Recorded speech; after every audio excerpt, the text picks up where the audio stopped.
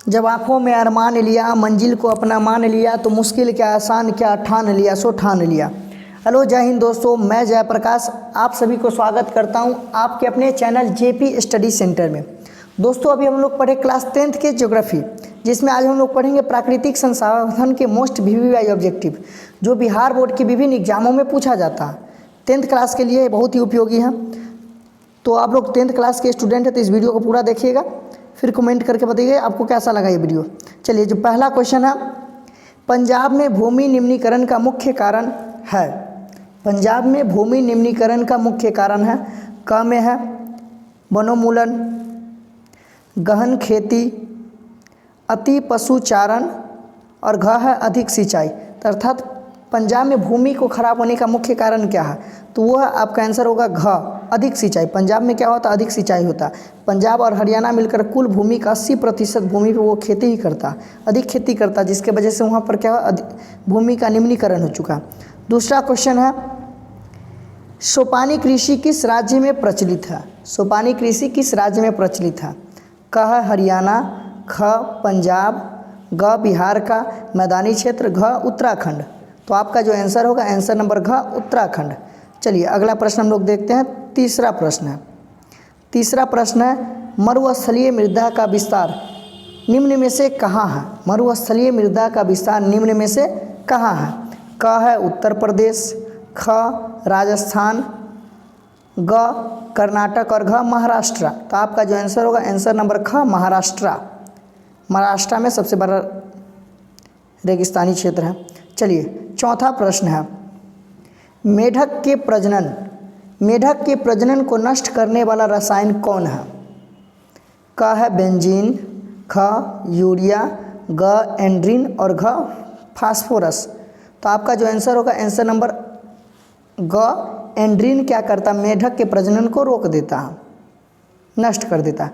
5 number प्रश्न है जो मोस्ट वीवीआई क्वेश्चन है। यह जो प्रश्न है Bihar board exam class 10th में हमेशा पूछा जाता है, तो इसको आप लोग पूरी तरह से हाईलाइट कर लीजिए।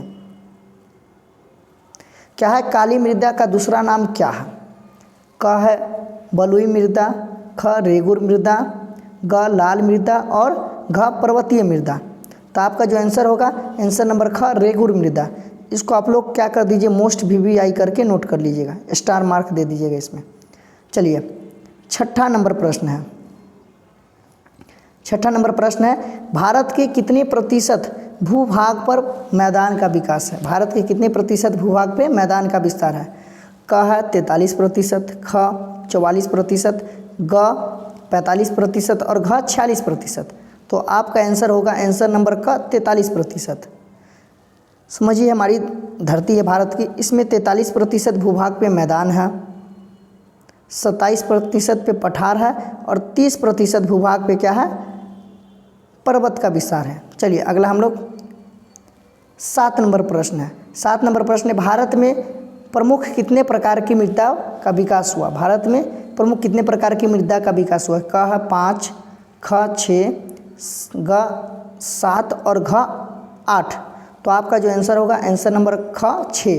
भारत में टोटल 6 प्रकार की मिट्टी, जलोढ़ मिट्टी, काली मिट्टी, लाल एवं पीली मिट्टी, लेटेराइट मृदा, मरुस्थलीय मृदा और पर्वतीय मृदा। ये टोटल 6 प्रकार के, जलोढ़ मिट्टी, काली मिट्टी, लाल एवं पीली मिट्टी, लेटेराइट मृदा, मरुस्थलीय मृदा और पर्वतीय मृदा। ये 6 प्रकार की मृदा भारत में पाया जाता है।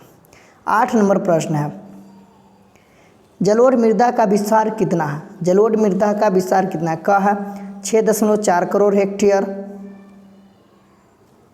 ये आप लोग काट दीजिएगा, 7.4 करोड़ हेक्टेयर, ग में 8.4 करोड़ हेक्टेयर और घ में 9.4 करोड़ हेक्टेयर। तो आपका जो आंसर होगा आंसर नंबर का 6.4 करोड़ हेक्टेयर पे जलोढ़ मृदा का विस्तार है। चलिए 9वां प्रश्न है, पुरानी जलोढ़ मृदा को किस नाम से जाना जाता है। पुरानी जलोढ़ मृदा को किस नाम से जाना जाता है। क है बांगर, ख खादर, ग रेगुर मृदा और घ इनमें से कोई नहीं। तो आपका जो आंसर होगा बांगर। पुरानी जलोढ़ मृदा को बांगर और नवीन जलोढ़ मृदा को खादर कहा जाता। चलिए 10 नंबर प्रश्न है, काली मृदा में सबसे अधिक किस फसल की खेती की जाती है। काली मृदा में सबसे अधिक किस फसल की खेती की जाती है। क है चना की, ख कपास की, ग गेहूँ की और घ धान की। तो आपका जो आंसर होगा आंसर नंबर ख कपास की खेती की जाती है काली मृदा में। चलिए 11 नंबर प्रश्न है, काली मृदा का विस्तार कितना है? क 4.4 करोड़ हेक्टेयर, ख 5.4 करोड़ हेक्टेयर, ग 6.4 करोड़ हेक्टेयर और घ 7.4 करोड़ हेक्टेयर।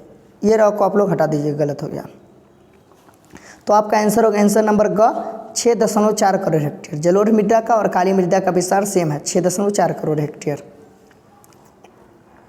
चलिए 12 नंबर प्रश्न है, जल योजन के बाद लाल मृदा कैसी हो जाती है? जल योजन के बाद लाल मृदा कैसी हो जाती है? क है नीले रंग की, ख पीले रंग की, ग हरे रंग की और घ काले रंग की। तो आपका आंसर होगा आंसर नंबर ख पीले रंग की। जल में अभिक्रिया करने के बाद ये पीले रंग की हो जाती है, क्योंकि इसमें लोहे के अंश पाया जाता है जिसकी वजह से ये लाल होता है। चलिए अगला 13 नंबर प्रश्न है, लाल एवं पीली मृदा का विस्तार कितना है? क में 7.2 करोड़ हेक्टेयर, ख 8.2 करोड़ हेक्टेयर, 9.2 करोड़ हेक्टेयर और घ 10 करोड़ हेक्टेयर। तो आपका आंसर होगा आंसर नंबर क 7.2 करोड़ हेक्टेयर। चलिए अगला प्रश्न हम लोग देखते हैं।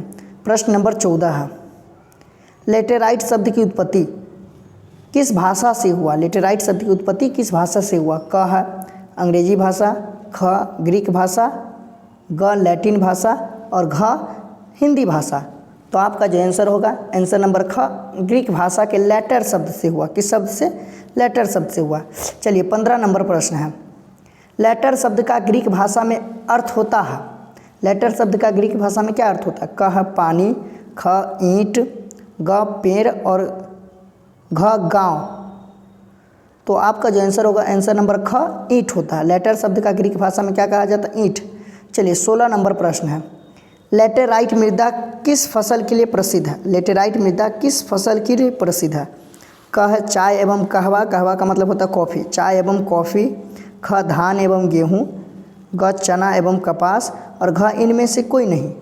तो 16 का आपका आंसर होगा चाय एवं कहवा के लिए क्या होता है? प्रसिद्ध है। चलिए अगला प्रश्न है, 17 नंबर प्रश्न है, लेटेराइट मृदा का विस्तार कितना है? क है 1.3 करोड़ हेक्टेयर, ख 2.3 करोड़ हेक्टेयर, ग 3.3 करोड़ हेक्टेयर और घ 4.4 करोड़ हेक्टेयर।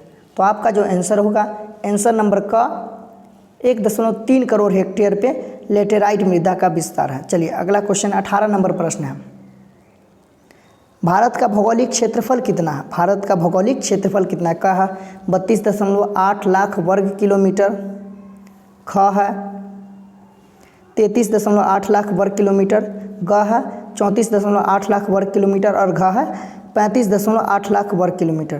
तो आपका जो आंसर होगा आंसर नंबर क 32.8 लाख वर्ग किलोमीटर भारत का टोटल भौगोलिक क्षेत्रफल है।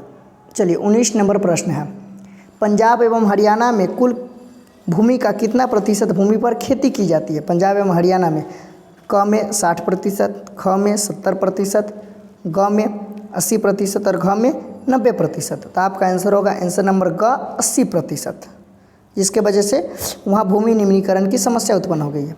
20 नंबर प्रश्न है, पर्यावरण को संतुलित रखने के लिए कितने प्रतिशत भूभाग पर वन होना चाहिए? क है 31%, ख 32%, ग 33% और घ 34%। तो आपका जो आंसर होगा आंसर नंबर ग 33% भूभाग पे वन होना चाहिए।